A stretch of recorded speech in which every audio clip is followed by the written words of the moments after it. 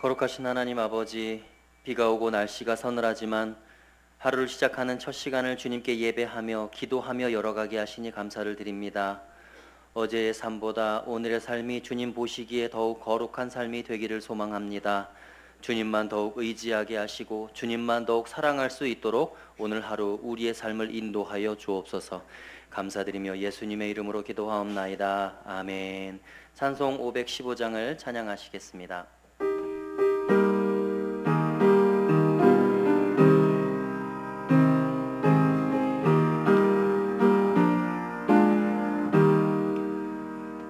눈을 들어 하늘 보라.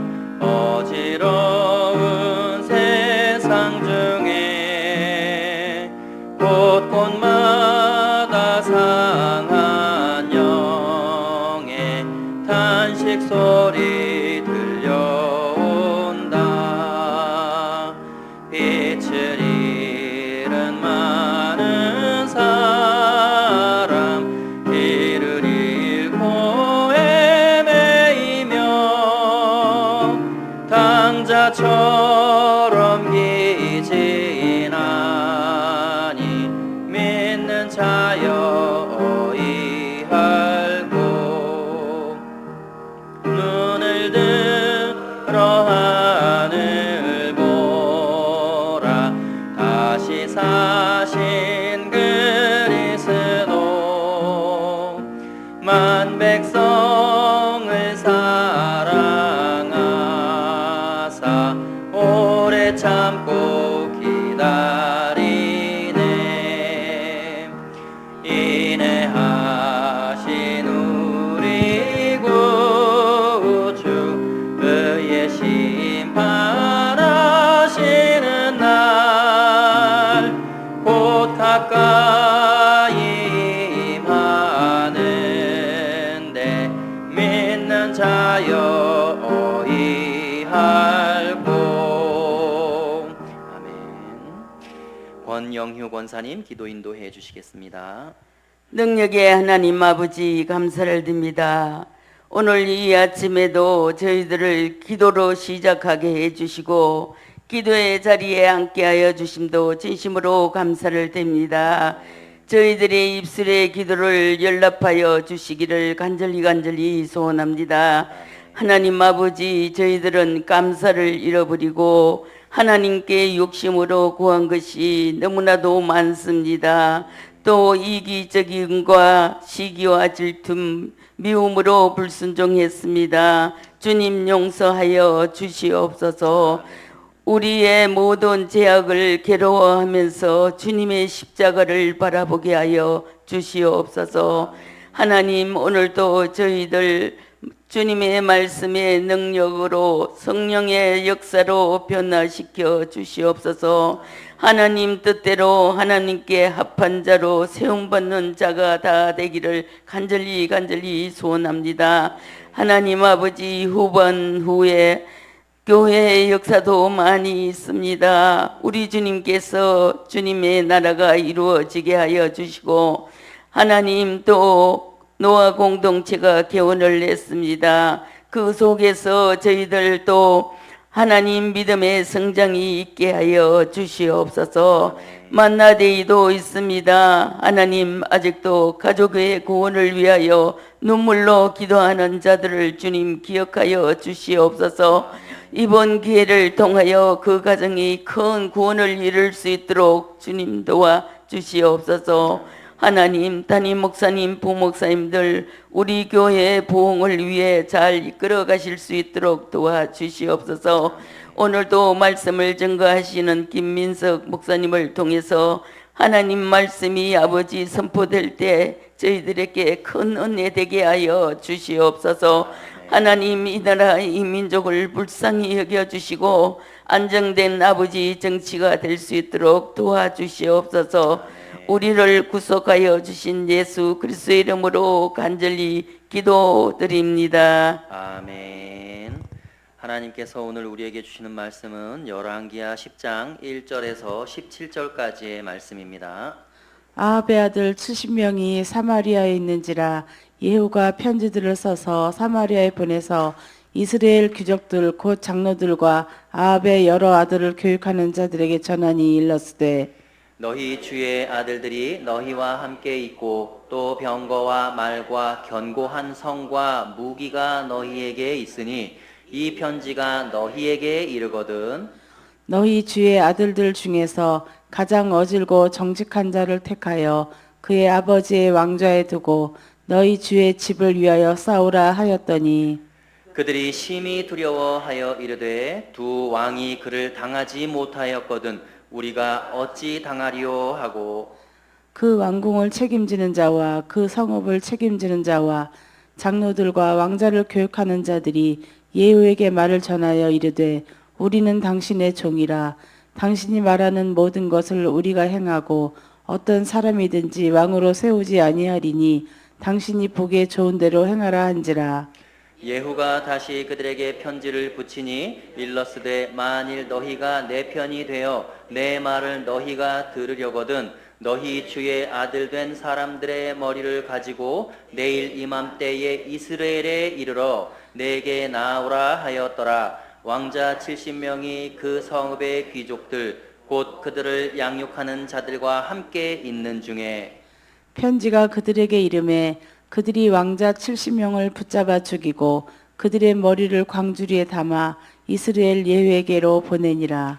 사자가 와서 예후에게 전하여 이르되 그 무리가 왕자들의 머리를 가지고 왔나이다. 이르되 두 무더기로 쌓아 내일 아침까지 문 어귀에 두라 하고 이튿날 아침에 그가 나가서서 뭇 백성에게 이르되 너희는 이롭도다. 나는 내 주를 배반하여 죽였거니와 이 여러 사람을 죽인 자는 누구냐.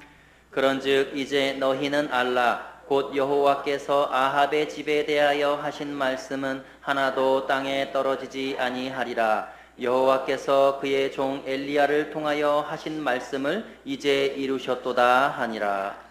예후가 아합의 집에 속한 이스라엘에 남아있는 자를 다 죽이고 또 그의 귀족들과 신뢰받는 자들과 제사장들을 죽이되 그에게 속한 자를 하나도 생존자를 남기지 아니하였더라.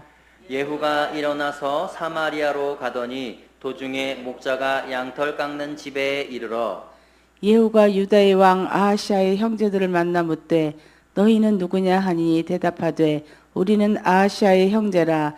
이제 왕자들과 태우의 아들들에게 문안하러 내려가노라 하는지라. 이르되 사로잡으라 하매 곧 사로잡아 목자가 양털 깎는 집 웅덩이 곁에서 죽이니 42명이 하나도 남지 아니하였더라.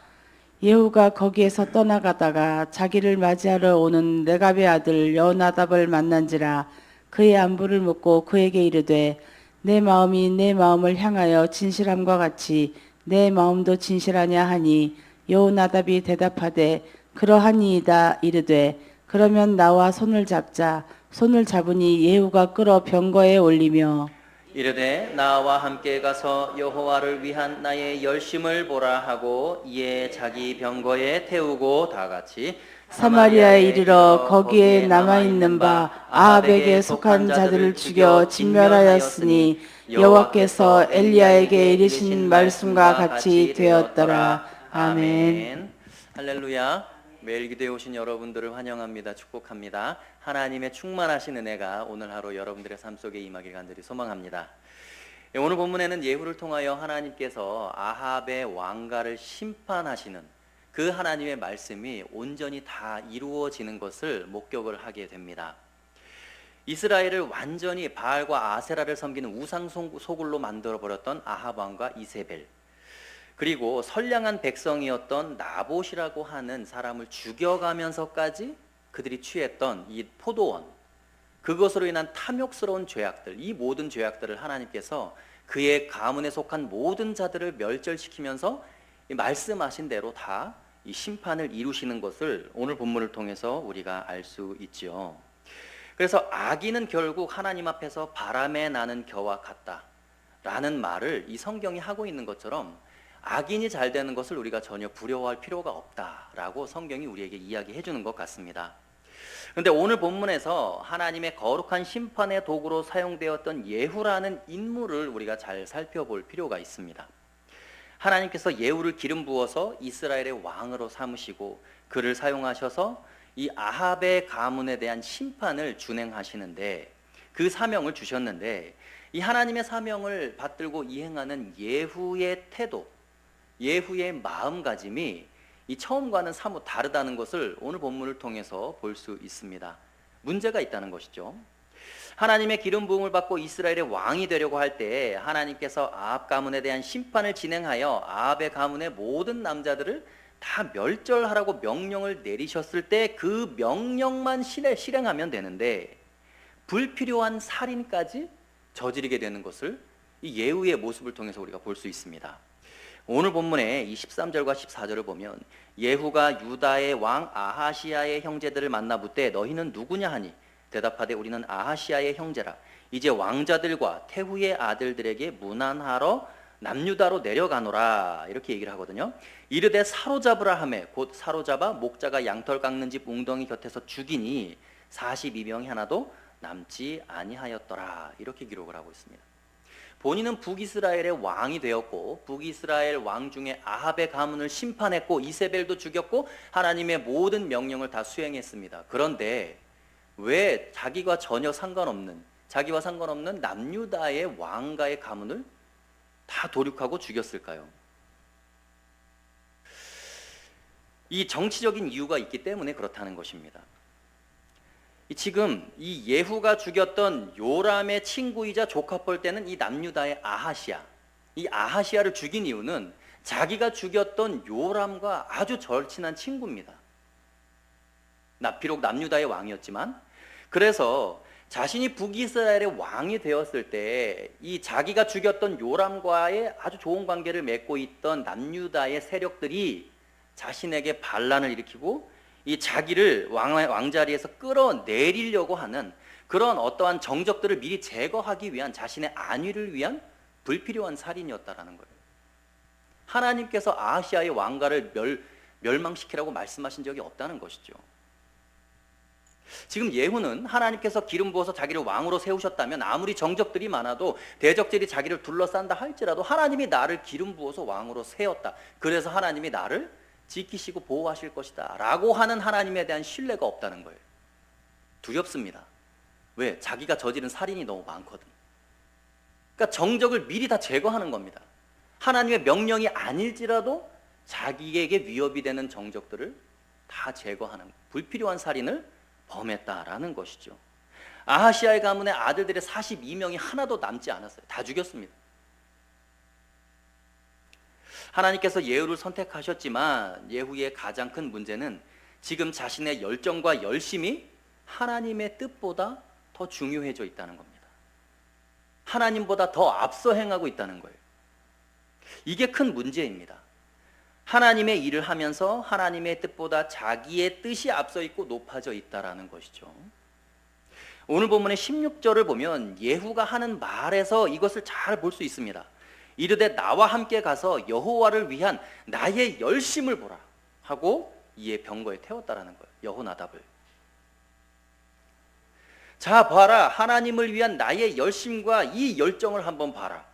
이 말을 하는 순간부터는 이 예후에게는 여호와의 열심이 아니라 자기를 위한 열심이었다는 것입니다. 하나님의 일을 하고 있는 것처럼 보이지만 하나님의 뜻과는 전혀 상관없는 순전히 자기 일을 하고 있는 것이죠. 특별히 저 같은 수많은 한국의 목회자들이 정말 조심해야 될 부분입니다. 이 하나님의 일을 하는 것 같고 교회를 섬기는 것 같지만 시간이 지나다 보면 어느새 자기의 일을 하게 되는 그런 목회자들을 많이 보게 되죠. 신앙생활을 오래 하는 성도들도 마찬가지입니다. 이 부분에서 자유롭지 못한 사람들이 많다는 거예요. 우리가 신앙생활할 때 가장 주의해야 할 것이 뭐냐? 하나님보다 내가 앞서 행하는 겁니다. 이게 가장 위험해요. 이 일이 하나님께서 원하시는 일인가 아닌가를 판단하는 이 영적인 분별력이 있어야 한다라는 것입니다. 이 일이 내 이름을 위한 일인가? 하나님의 영광을 위한 일인가?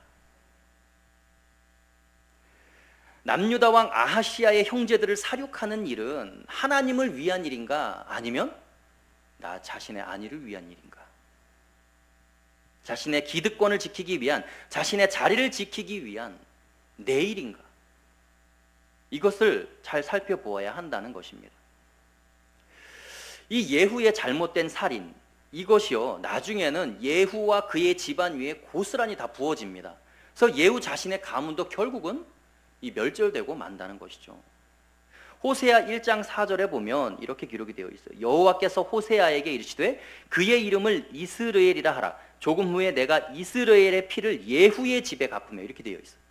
이스라엘 족속의 나라를 폐할 것이다.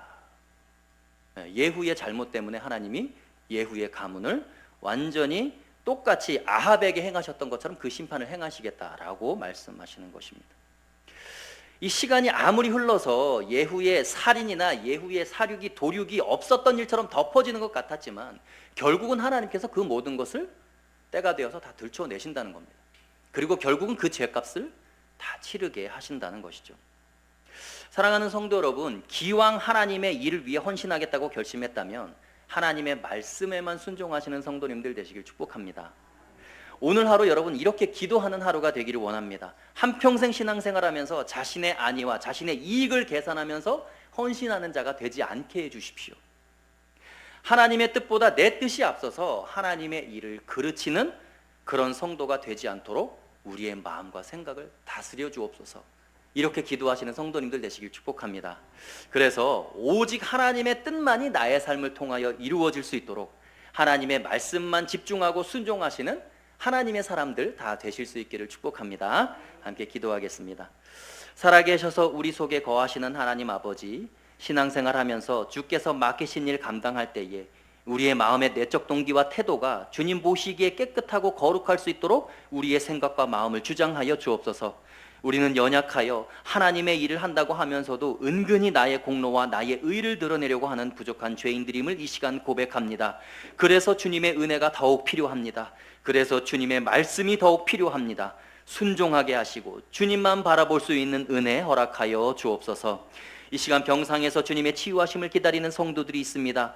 수술 후에 회복을 기다리는 성도들이 있습니다. 간절한 환우들의 마음을 주님 어루만져 주셔서 연약한 그 육신 위에 주의 손을 친히 얹어서 치유하시고 회복케 하여 주옵소서. 살아계신 예수님의 이름으로 기도하옵나이다. 아멘.